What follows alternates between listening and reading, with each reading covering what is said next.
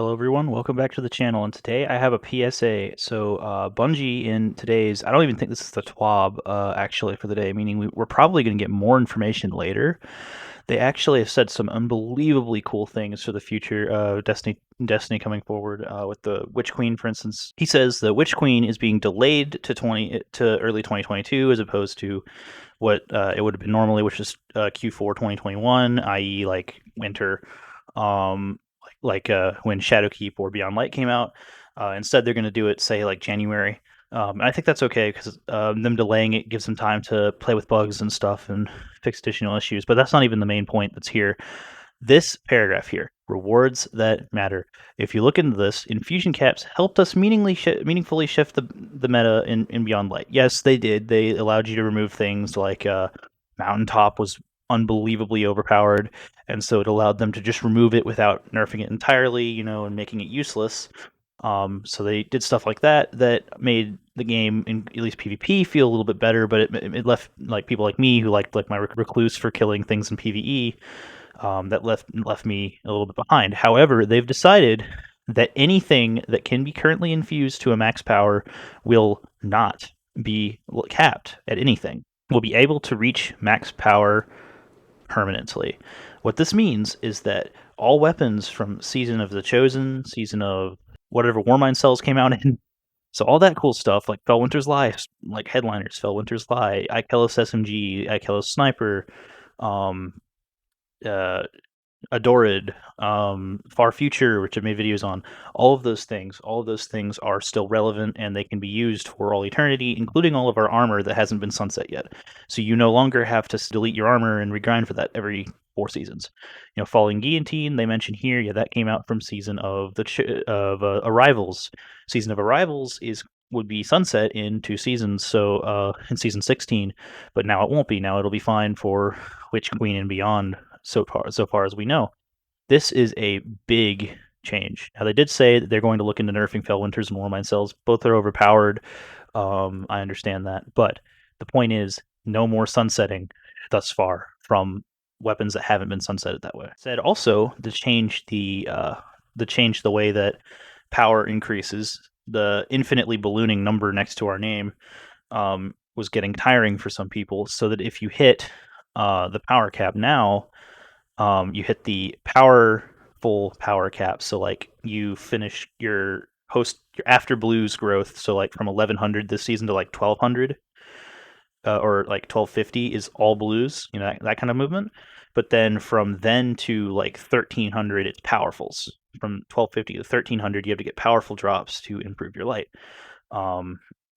And once you hit that cap, you then need pinnacles to hit that final 10, and that can be kind of irritating to do that whole segment, that whole series every season. So what they're doing is they're just removing all of that and putting it down to just plus 10 for each non-expansion season, which means that every year there is a power climb that you have to go through.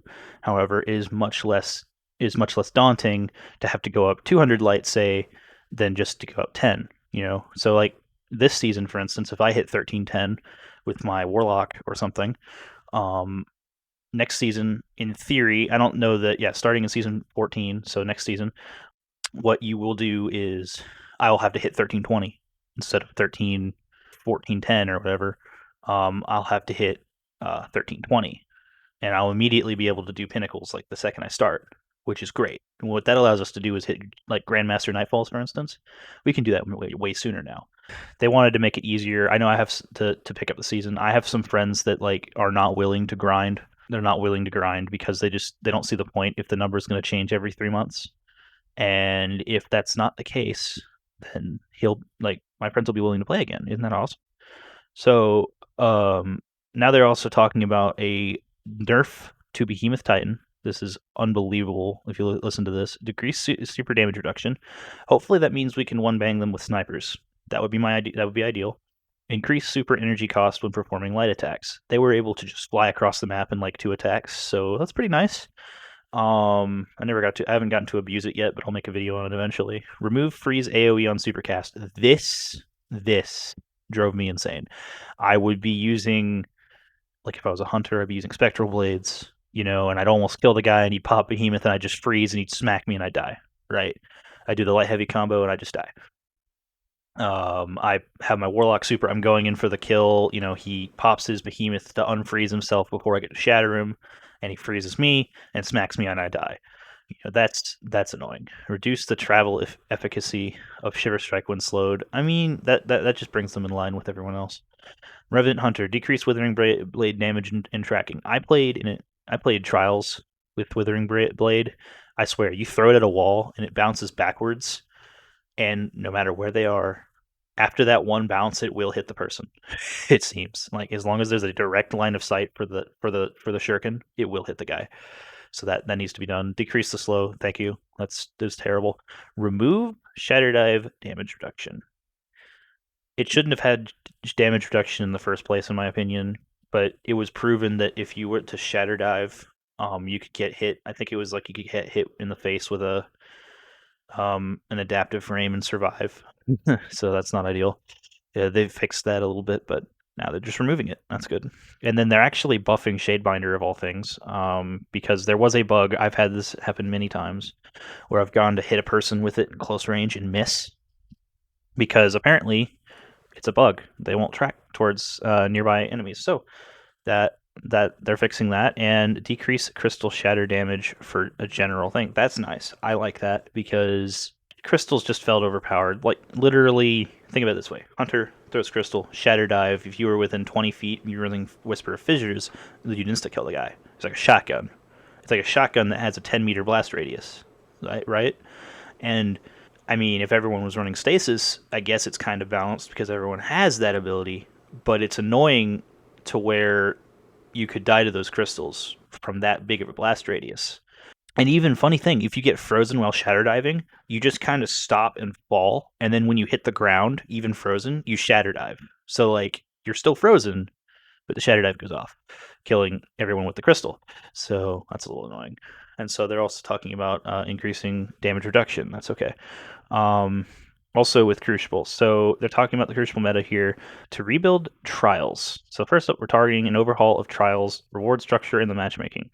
So I think what this means, matchmaking paradigms, and so down here they say rebuild Trials reward structure. They want to continue to incentivize people to go after those adept igneous hammers and stay out of card one and stay out of game 1, 2, and 3. So we played Trials last week. It was Sunday night, and game 1 on was Flawless Titles, and we won like 2 games that night because we're not that good. But hopefully that'll change. They're talking about bringing in solo players. I like the idea of maybe being able to solo join, maybe like matchmake with other players. That sounds kind of interesting. Um, so I would love to do that like on a weekly basis. Just be like, okay, yeah, I'll solo join into maybe even if it's like the old raid. If you remember, you used to have like the raid tokens where a clan could guide players, guided games, and so they could guide players through it. So maybe if like a group of 2 could guide another player to join trials. Improve the overall health of the matchmaking pool, which I'm hoping this means at least somewhat of SPMM, but the problem is that SPMM is not always fair to me, for instance. So there are players that will greatly benefit from this and may be able to go flawless when they would never be able to before. We'll see.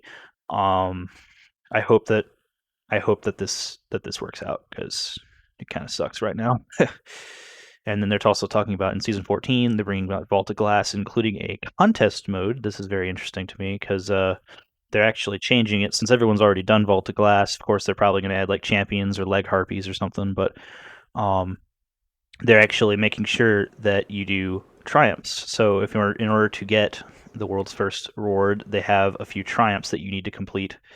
And the first fire team that gets all of those triumphs done, along with the raid completion, will get world's first. And so that sounds really interesting. And they're talking also about a master version coming later. So imagine like right now a 1330 version of the raid that drops, say, adept. Maybe you could get an adept palindrome from that. That's Nightfall specific, but maybe you can get it from the raid, or maybe it has a chance to drop the Fatebringer. Right? So that, like an adept Fatebringer, say, from D1 back in the D1 days. So that sounds really cool.